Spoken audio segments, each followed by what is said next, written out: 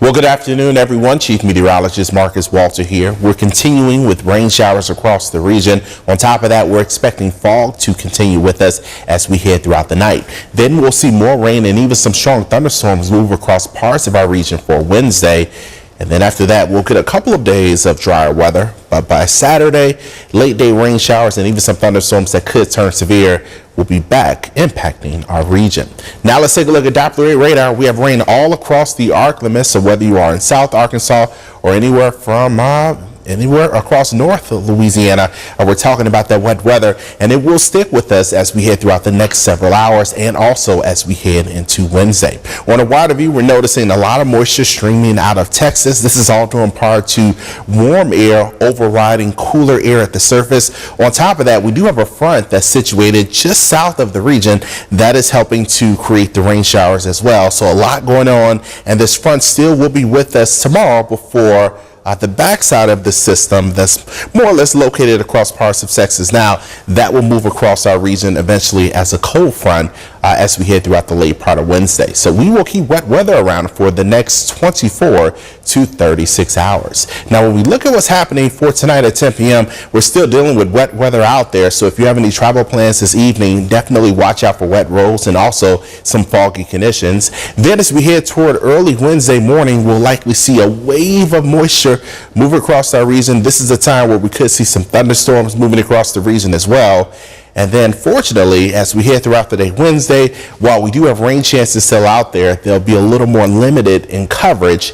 And by the time we get to Wednesday evening, things should start to dry out for us. Here's a look at how much rain could accumulate over the next day or so. Some areas still are forecast to pick up more than 3 inches of rain. And that's why we do have some flooding alerts across parts of our region. Now let's talk about the threat for severe weather. It has lessened just a bit across our region, but we still have a marginal risk and even a slight risk covering parts of our region as we head throughout Wednesday. I think the greatest threat for storms will arrive later in the morning Wednesday and then eventually start to push east as we head throughout the day. So if you have any travel plans to Jackson, Mississippi, if you have any family or cousins or relatives in central Mississippi, you want to give them a heads up. They're expecting stormy weather Wednesday afternoon. Now, again, we're dealing with the wet weather now. That clears out for Thursday and Friday. Great news for Valentine's Day. But by Saturday, another storm system will approach. It'll bring rain chances, and we could even see some thunderstorms that turn severe across our region. All of that will play a part in our forecast for Saturday. And that's not the best of news, given that the Crew of Janus Parade will be taking place starting at 6 p.m. on Saturday. As of now, I suspect the parade likely will start out dry, but throughout the evening, we'll see rain showers develop as that front begins to move across the region.